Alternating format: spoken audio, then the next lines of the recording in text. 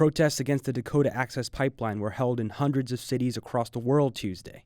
Meanwhile, hundreds of school students walked out of classes in Washington to protest against the presidential victory of Donald Trump, marking a second week of demonstrations around the United States. The protests against the Dakota Access Pipeline targeted the Army Corps of Engineer offices across the country. In D.C., some 250 sat in at the headquarters of the Army Corps as hundreds more rallied outside. Thus far, it's unclear if any have been arrested. Among those speaking out were indigenous leaders. Now, people are thinking about water is life.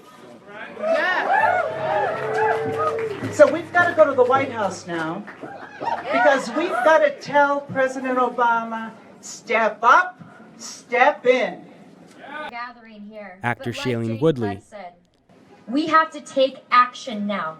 And the way to do that is hold this current administration accountable. And former NAACP head Benjamin Jealous. And if we are organized, then organized people can trump organized money every day.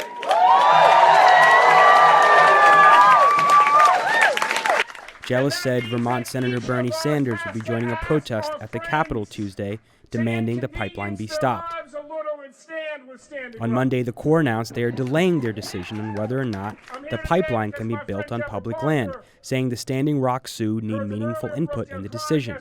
But activists are pushing for the Obama administration to make a decision before Trump takes office, because it's believed he would approve the pipeline. The anti-Trump demonstrations Tuesday followed several nights of unrest around the U.S. in response to the upset victory. Students chanted phrases like "Not my president" after walking out of classes across the country. The latest protest came as critics slammed Trump's selection of right-wing firebrand Stephen Bannon as chief strategist, with many fearing the move could lift the white nationalist movement into the top levels of the White House. Peaceful demonstrations in cities have said Trump threatens their civil and human rights.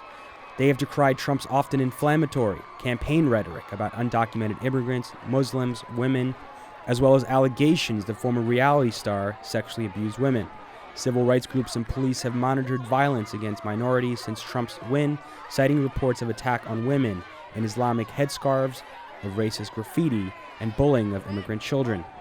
Go to therealnews.com for our ongoing coverage of the election of Donald Trump.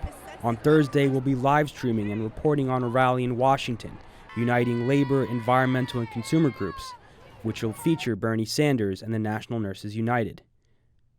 For The Real News, this is Jessel Noor.